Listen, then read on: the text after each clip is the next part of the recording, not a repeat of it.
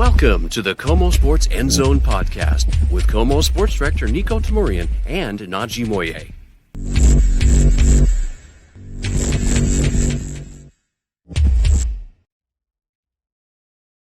Welcome to another edition of the KOMO Sports End Zone. We've brought you so many of these over the last week because the reality is, could you have imagined just a week ago, I suppose when you listen to this maybe just over a week ago, that DK Metcalf would be a Steeler, Geno Smith would be a member of the Las Vegas Raiders, Tyler Lockett would not be a Seahawk, and of course, that Sam Darnold would be the new starting quarterback of your Seattle Seahawks. It has been a crazy week.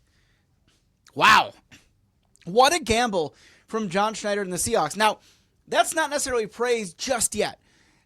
Whether or not this is it's a calculated gamble to be sure. But whether or not it's a good gamble, we won't know until the fall. But when I say gamble, it's the idea that Geno Smith reportedly wanted closer to $45 million a year, okay? Instead, you bring in somebody 7 years younger in Darnold that you get for about $11 or $12 million fewer per season than that number at least, okay? So it's a gamble because Darnold was amazing in Minnesota last season. Was that an outlier to the other seasons in the NFL that did not go well with the Jets and the Panthers? Obviously, he was a backup for the Niners, okay? Minnesota, he was great. Will he be great in Seattle again? It's almost like the Seahawks are betting that Sam Darnold is going to have this same revamped career once he finds it and gets it to click, just like Geno Smith did with the Hawks. It doesn't happen every day. It's a big, big gamble. And again, I guess the one thing you can take from it is that it's not necessarily the worst deal in the world. In other words, if it doesn't work out, the Seahawks aren't on the hook for a ton relative to normal QB money, okay? From the standpoint, it's 3 years, $33 million per season, but only $55 million of it is guaranteed. In other words, if this project does not work, the Seahawks can move on sooner than when the 3 seasons are done. But my goodness, who's his offensive line? Sam Darnold has struggled under pressure in his career. Who's he going to throw the ball to? Jackson Smith-Njigba is amazing. Well, let's not shortchange him. But I think he was as good as he was in 2024 because defenses had to pay attention to a couple guys named DK Metcalf and Tyler Lockett. So I think Sam Darnold is a good signing. I think he's a good signing at the money that you get him at. And I hope that he plays like he did in Minnesota. However, his success is completely predicated on the Seahawks bolstering that offensive line and not half measures. Like, they really got to make it good. Thankfully, to that end, they have 10 draft picks, 5 in the first 92. They have, after Darnold signing, give or take, something like $25 million in salary cap money. Might be a little bit lower than that, but in the range of $20 million. Now, that's not an enormous amount of money, but it can get you some things, okay? So you look at all of this now and you say, okay, you've moved on from Geno Smith and DK Metcalf, an offense that, while it needed improvement, wasn't that bad. We're talking about a complete offensive overhaul for a team that won 10 games. I don't know that I've seen that before. So we've got a lot of fun to talk about with this. Dan Graziano, ESPN NFL Insider, will join us. I talked to him earlier today. We're going to bring that to you in just a second. I just want to set the stage here a little bit more because this has been a crazy week. And I suspect this is the last huge signing. Listen, guys like Cooper Kupp are going to be available and things of that sort. But as far as this like landmark shifting craziness, what more could you have? On the good front, you bring in Sam Darnold. You retained Ernest Jones. Jaron Reed is here to stay. So that's the good news. The defense is really bolstered. And while I'm in no way comparing it to the defenses of 10 years ago, Mike Macdonald is a defensive head coach, and you're really doubled down on your defense. So how does that pertain to the topic of this conversation, Sam Darnold and the offense? Well, it's simple. You're not going to need Sam Darnold to be Patrick Mahomes or Josh Allen out there, okay? You just need him to control the football. Make some of the nice throws he did this past season. Rely on his talents. Just don't turn the ball over, okay? Hopefully they, again, protect him a little bit. Hopefully they give him some options. Some of the weight will be taken off his shoulders by, again, if the offensive line is pretty good, but also the run game. Kenneth Walker to the third and Zach Charbonnet is the only part of this offense that isn't going to undergo a massive overhaul this offseason. The offensive line has not yet, but I would suspect the interior, especially of the offensive line, will look completely different than what it did in 2024. They like the tackles, of course. Charles Cross, former first-round pick, and Abe Lucas, the local guy, who, when healthy, is fantastic. And hopefully he has turned a corner. He was out for about a year with that knee injury from 2023 into 2024. So Sam Darnold's the guy, former number 3 pick in the 2018 draft by the New York Jets. The Jets actually traded up to get him. Big guy. Okay, this is a guy that 6'3", 225. One thing that's interesting to point out about Darnold, he was really good under center last season, and that's been more of a staple of the Clint Kubiak offense. So sometimes with these signings, you have to look at the abstract, okay? From the standpoint that you're like, is Sam Darnold really an upgrade over Geno? Well, we won't know for sure until we see what Darnold does in this offense as opposed to what Geno could have done in this offense. So from the standpoint that Darnold could thrive in a Clint Kubiak offense. In fact, he worked with Clint Kubiak in San Francisco, albeit he was the backup. He was going to be the starter until, obviously, Brock Purdy took that job and ran with it. So it'll be interesting to see with a lot of that 11 personnel, how the Seahawks want to be more run-oriented, how Darnold does. And I think he'll do well. I think Geno would have done well. You just get a guy who's 7 years younger for about $12 million cheaper. Okay, so that makes sense on paper, but will it pay off? And that's something we're not going to know for sure until the games start being played in September. So it's going to be a really interesting thing. We asked so many folks, and let me know in the comments how you feel about this. Do you think the Seahawks are better off in 2025 than they were in 2024? Now, there's the obvious understanding that the offseason isn't over yet. The Seahawks have 10 draft picks to use, as mentioned, 5 in the first 92. They have that cap money to complete, so to speak, this offseason. So it's not done just yet. However, at this point in time, do you think they're in better shape? And surprisingly, about 60%, maybe a little bit more, said yes. There's obviously concern. There is concern. But if you're John Schneider, I'll be honest, let me just tell you how I feel about this. I don't have a problem with the Geno Smith trade. I think a third rounder, pretty good, especially with the money we know he was asking. I don't have a problem with Sam Darnold being the guy if you're going to trade Geno Smith. I personally wouldn't have minded seeing Justin Fields, I'll be honest with you, but don't have an issue with Darnold. I wouldn't have minded Justin Fields from the standpoint that he's about $12 or $13 million cheaper than even what Darnold is. However, they must really, right away when Geno was traded, right away when John Schneider realized the deal with Geno wasn't going to happen, when Geno Smith's camp reportedly didn't even get back to them. That doesn't happen. I mean, that's not even common courtesy at that point, right? That's when you know it's a broken thing and that John Schneider had to move on. And so for John Schneider to realize that situation, know that it's broken, get a quarterback who's, again, 7 years younger, $12 million cheaper, arguably better in this system, and get a third-round pick on top of it. I don't have a problem with that move at all. The one thing that I'm like, ooh, I don't know, is DK Metcalf. Guys like DK Metcalf don't come around. And I'm not saying he was perfect. I'm not saying, but the number that the Steelers are going to give him, I would have happily had the Seahawks do that. You can't teach 6'4", 235 pounds and running a 4.3 40. You just don't teach that. DK was going to make the life of Darnold or whoever was quarterback for the Seahawks infinitely easier and better. A big target who can make any catch, who attracts such attention that Jackson Smith and Jigba could have the field day that he did in the second half of the season. Okay? I just, we always talk about it on the show, we're at the games, we're in the locker room, all that stuff. I wouldn't have minded seeing that happen. DK staying.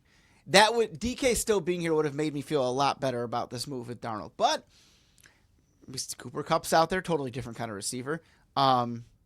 There's moves still to be made.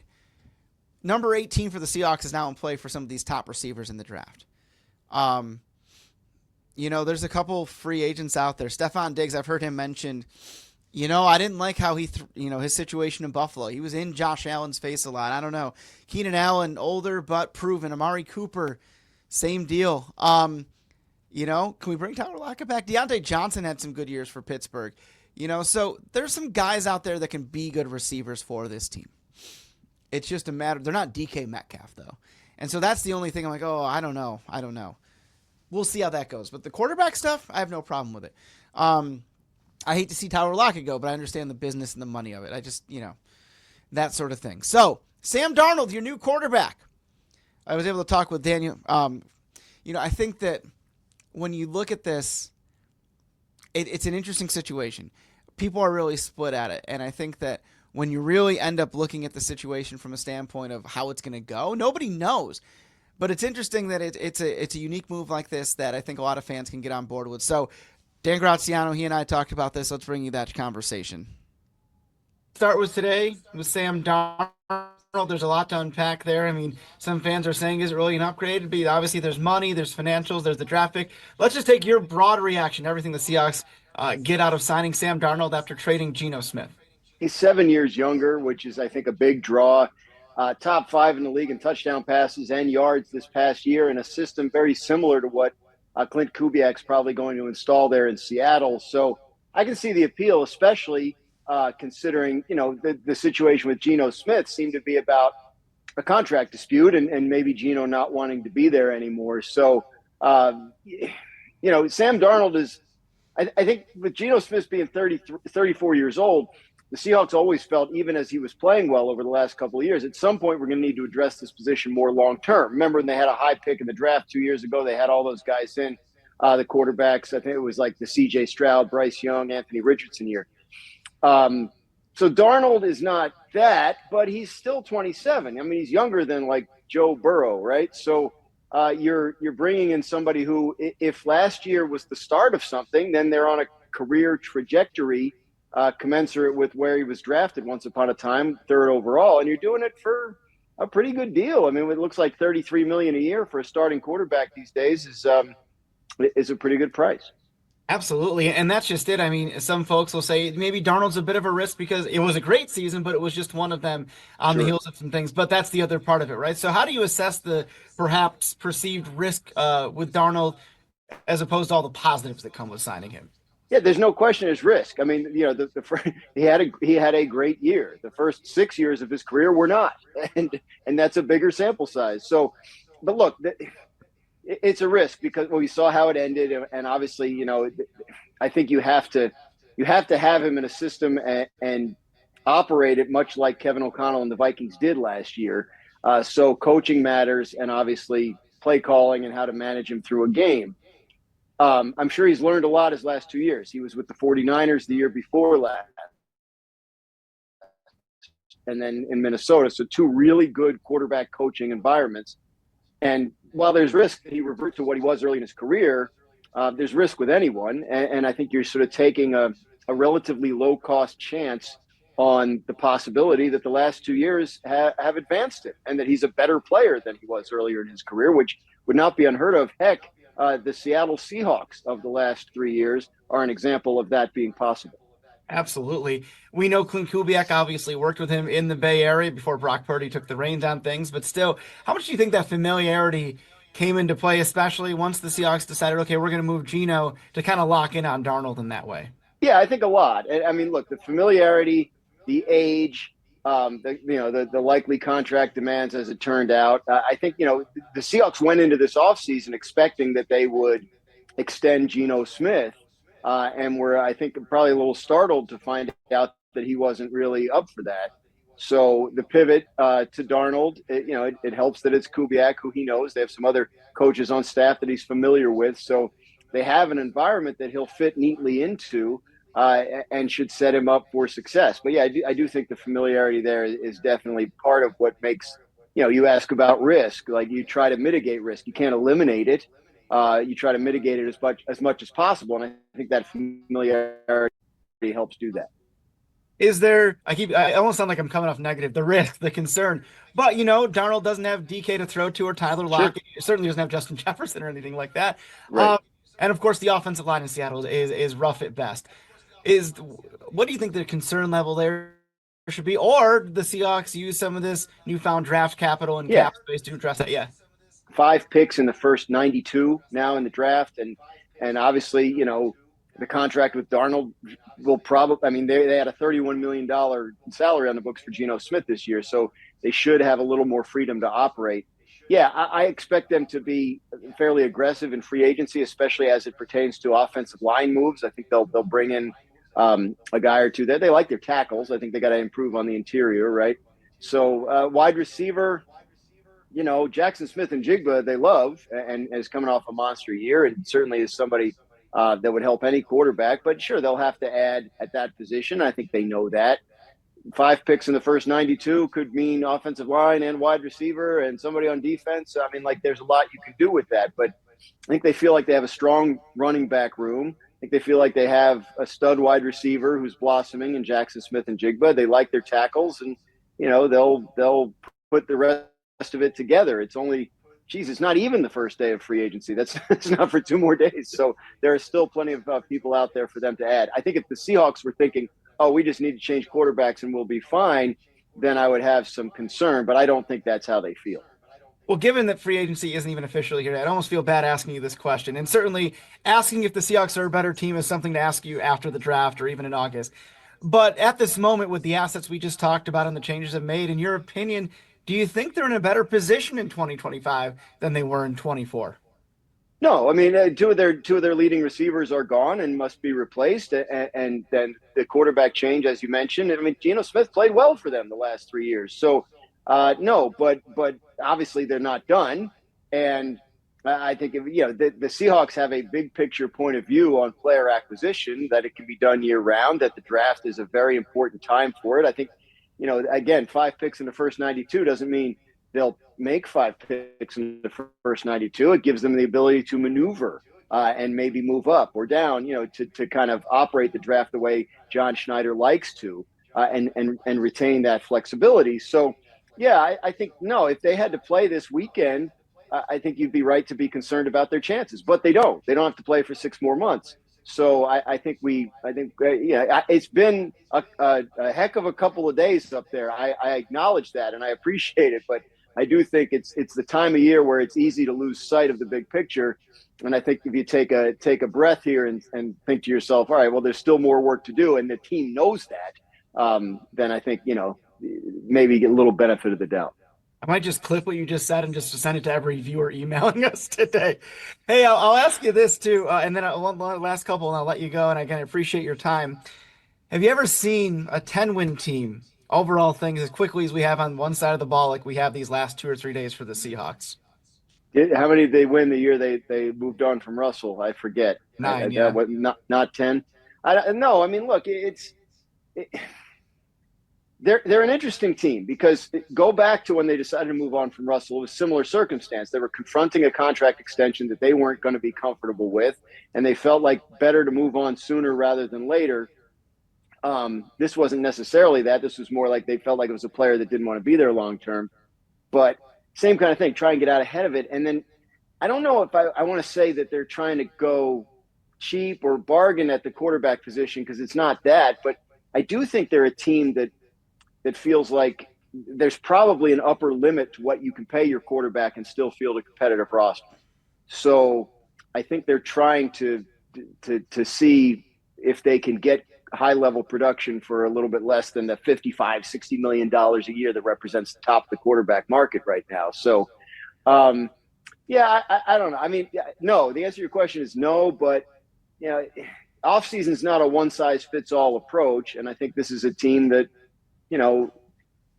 I think the flexibility to kind of make the move, to react and say, oh, this is a different situation with Geno Smith than we thought it was. Let's get out in front of it and make sure that we're covered. I think that shows that the front office is a little bit nimble and not necessarily wedded to a particular plan. Absolutely. I'll end with this. So much talk, obviously rightfully so, about that Seahawks offense, but Mike McDonald's defense looked really good at the end of 2024. They re-signed Ernest Jones, bolstered in that respect. And of course, we're talking about a draft for the deep defensive line pool and things of that sort. Before I let you go, your take on that defense. And, listen, nobody's going to call it the Seahawks defense of 10 years ago, at least not at this point. But are you almost looking at a similar thing where they're wanting to have that defense kind of win the day and see what they can get by with on offense? Look, I mean, Mike McDonald's defense is going to be good. I think that his track record sort of speaks for itself in that regard. It may not be the Seahawks defense of 10 years ago, but if it's anything like the Ravens defense of 2 years ago, then that would be awesome. So I think it'll be better in year 2 than it was in year 1, just naturally the evolution of it, a little tinkering here and there. But I think he'll have them playing good defense. And if you identify that as your strength and you're putting things together on offense, you're changing coordinators after only 1 year, you're changing quarterbacks after only 1 year, you're overhauling your receiver room, then yeah, you lean that way, especially if that's your area of expertise. You're the head coach, you believe you can win that way. And yeah, put things together on offense. Maybe you've found something in Sam Darnold. Maybe his career really is about to take off and you've got him at the exact right time. He definitely has the talent for it. It's just a matter of sort of how much he's learned in terms of managing his way through tough parts of games. So yeah, I think if there's one thing I have a lot of faith in with regard to the Seahawks is that they will play good defense under Mike Macdonald. Well, Dan, I can't thank you enough for the time. I know you. There you go.